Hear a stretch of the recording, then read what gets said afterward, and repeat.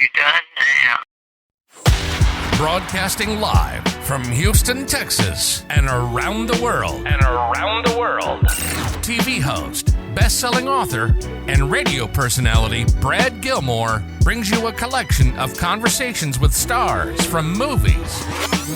Mark Wahlberg. Hey, how are you? The legendary Mr. Christopher Lloyd. Christopher, how are we doing? I'm doing good. Great introduction. Television. Jimmy Fallon joins us this morning. Jimmy, how you doing, my friend? Good morning. Thank you so much, Brad, for having me. I appreciate this, bud. Kelly Ripa. Brad, thank you for having me. Comedy. Jay Leno joins us. Jay, how you doing? Hey, Brad, what's going on? Gabriel Fluffy Iglesias. Good morning. Music. Lola Monroe. Thank you. Thank you for having me. The legendary frontman of AC/DC, Brian Johnson, joins us right now. Brian, how you doing? Good morning, Brad. Looking at you, give me funny, lad. And more. This is The Collection. Now your host, The Boat, Brad Gilmore. Thank you, Keith, and welcome everyone to The Collection. My name is The Boat, Brad Gilmore. So excited that you joined us for another episode of the show. If this is your first time checking us out, welcome. Welcome to The Collection. This is literally, like they say in the intro, a collection of my favorite conversations with entertainers throughout the landscape, whether that's comedy, music, movies, television, film, sports, wherever. We have them here on The Collection, and today is no different. Really excited to get to our guest today, but I want to remind everyone, if you're checking this out and you haven't left us a rating or a review in your favorite podcast app, go ahead and do so. It really helps us over here at The Collection. This week, just as all weeks, we are entertaining you with 3 brand new interviews, and this one is one that I'm sure you're all going to love. Let's find out who we're talking to this week on The Collection. Let's get it cracking. Let's start the session. Mars Lynch, the competition, balls by that action. You can never debate it. This is actual fact. Stephen A with the flavor, baby. Let's skip through a track. I'm like, say what? Say what? What's up with all my haters? I'm a ball when I perform. So my jersey's in the air. I'm allergic to my haters. Every morning I prepare. Lot of clothes I can wear just like them Oregon players. Yeah, quack, quack. What it do? Rap like it's nothing to it. Matter of fact, you can ask hard and I'm cooking too. Bass dog cooking too. Nah, look at you. Great mind. They embrace mine like a crooked tooth. 4 takes. That's you. 3 takes. Not me. 2 takes if you lucky. First take. Stop me. And he joins us right now here on ESPN 97.5 here in Houston, Texas. One of the most recognizable names in all the media. He's a television personality. He's an author. He's a fantastic podcaster. We're talking about the Straight Shooter book. StraightShooterBook.com is where you can find it. Stephen A. Smith joins us. Stephen, how we doing? What's going on, Brad? How are you, man? How's everything? Everything is lovely, man. I'm blessed, man. I'm blessed. As are you. Let's get right into the book, man. Straight Shooter. The book's coming out soon. You have a memoir coming out for everyone who doesn't know. Talk to me about the memoir. Well, listen, I think that if I had to classify it as anything, it's motivational from the standpoint of just growing up in the streets of New York City, having to deal with some of the obstacles that I had to deal with, home life, street life, the whole bit, and making my way through that terrain to get to college and then ultimately be in this profession and having some of the obstacles that I've had to overcome in my life, both personally and professionally to get to this point, is just a nugget of motivation from the standpoint that, you know what, you can do it too. Regardless of the obstacles that are placed before you, with determination, with focus, with the right people in your circle to really help guide you and push you and propel you to new heights, never giving up on you. It's amazing the kind of things that you can ultimately accomplish. So if I had to classify it as anything, it's motivation. It's me reaching back and recognizing and understanding that there are a lot of things that a lot of people go through out there, and your spirit is compromised. And you sort of wonder and look yourself in the mirror and question whether or not you can continue to do this. Can you move forward? Can you march on? Those kind of things. And you can do it. If you want it bad enough, you can make it. You can absolutely make it happen. Because if Stephen A. could do it, anybody could do it. We're talking to Stephen A. Smith, of course, the host of First Take and the great podcast No Mercy. The memoir is coming out soon. StraightShooterBook.com is where you can find out more information about it. When you talk about the obstacles that you come in over, having to get through and get around, and there's all kinds of roadblocks that can come up in a career. You write it in the memoir. Did you find revisiting those to almost be cathartic? And did you realize anything about those obstacles looking back with hindsight 2020 that you didn't realize at the time? Well, I would tell you, cathartic could be a word. That's one of the words. My word would be painful. Both of my parents are gone. God rest their soul. My mother passed away in 2017. My father passed away in 2018. And a lot of the things that I brought up, that I touched on, a lot of people ask me, well, why now? Why the book now? Because Mom gave the okay. Because prior to that, my mother had always made me promise that I would never write a book until she died, because she knew that I would say things in the book and I would reveal things in the book that she wouldn't want me to reveal. And so I made a promise to her that I would never write the book until she passed away. And even after she passed away in 2017, it took me more than 3.5 years to even start writing the book.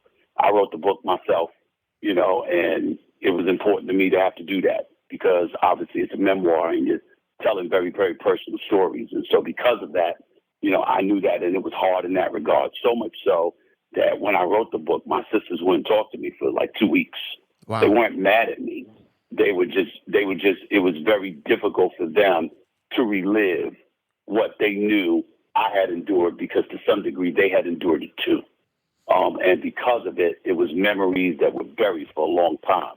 And when you're reading something and you give the details that I give, you're like, man, we thought this, we thought we had forgotten about this. We had pushed this to the side.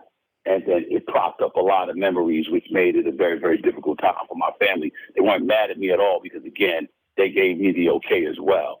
It was just reading the details in the vivid fashion that I provided, put them in a position where they had to recall a lot of things that we'd rather not forget.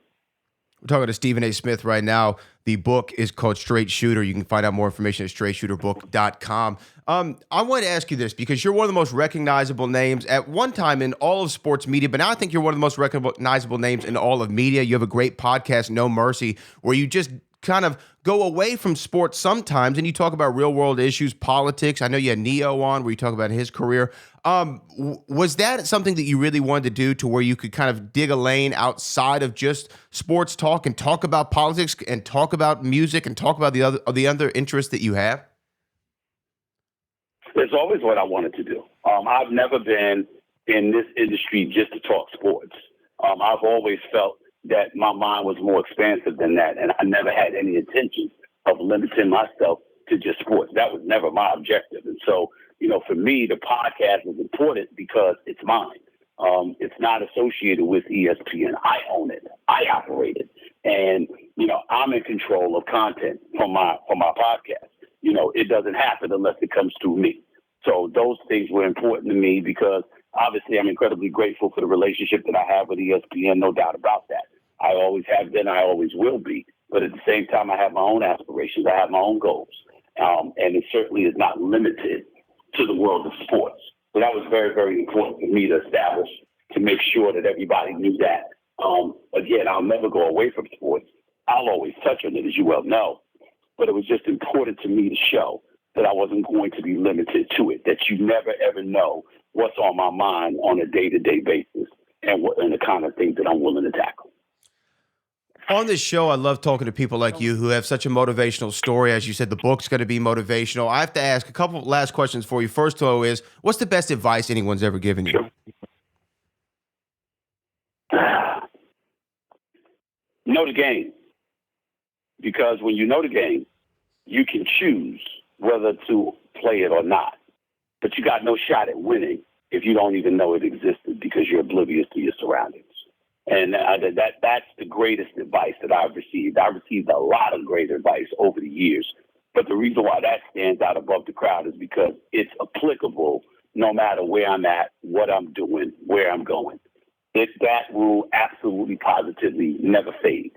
It always applies to me and anybody that I know. You have to know your surroundings. You have to know the terrain, the trials and tribulations, the potential potholes and pitfalls that lie in wait in order for you to navigate your way through it, over it, under it, or around it. You just have to. There is no choice. And so that's what I learned. In my case, it was knowing my business, understanding the need to master the business that I had chosen to be in. Therefore, I know what to do, how to do it, why I'm doing it, et cetera, and I could excel at it. I love that. Know the game, play the game, know the terrain. My last thing for you, Stephen A. Smith, you can make it as quick as you want, but we're here in Houston, Texas. The Astros just won the World Series. Does this absolve them of the 2017 cheating scandal? What do you think? Are we back in good graces of the baseball and sports world? I don't know if you're back. I don't know if the word good graces is ever applicable when it comes to cheating.